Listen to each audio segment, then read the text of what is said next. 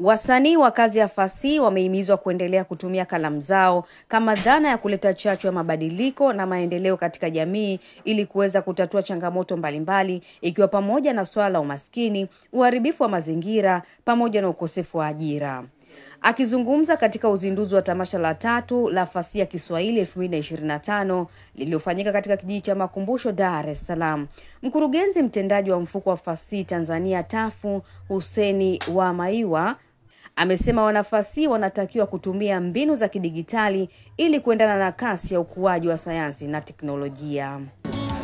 Nikizungumzia kuhusiana na tamasha la fasihi ya Kiswahili, tamasha la fasihi ya Kiswahili ni mojawapo ya shughuli mama zinazofanywa na taasisi ya mfuko wa fasihi Tanzania.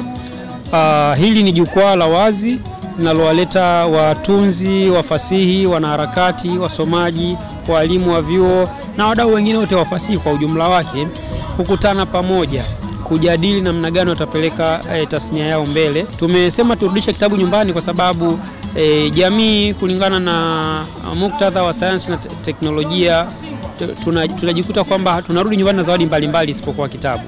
Na kwa kufanya hivi tunajikuta hatutengenezi maarifa, hatutengenezi ushawishi wa ubunifu pale nyumbani. Kwa hiyo tunasema maarifa ya mwanzo yanaanzia nyumbani. Kwa hiyo sisi kama wazazi, sisi kama walezi tuna uhakika kwamba tunatakiwa kila tunaporudi nyumbani turudi na kitabu. Tukirudi na kitabu tutafanya familia isome, tutafanya watoto wasome, tutatengeneza hamu ya watu kupenda kusoma, na hata wewe atakapokuwa mkubwa naye ataendeleza na hiyo tabia yake ya usomaji. Hata hivyo, kwa upande wake mwenyekiti wa Umoja wa Waandishi wa Vitabu Tanzania UWAVITA Anambise amewahimiza waandishi wa fasihi kuendelea kuandika vitabu vitakavyosaidia kubadilisha maisha ya watu na jamii kwa ujumla.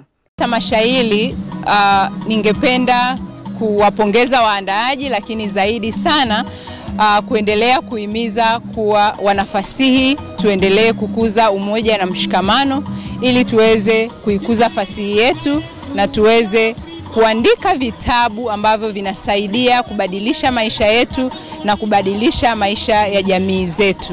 Aidha, akizungumza kwa niaba ya wadau waliofika katika uzinduzi wa tamasha hilo la fasihi, mkurugenzi wa idara ya uendeshaji huduma za maktaba Tanzania Dr. Rehema Ndumbaro amesema jamii inatakiwa waunge mkono waandishi wa kazi za fasihi kwa kusoma vitabu ili kuongeza maarifa.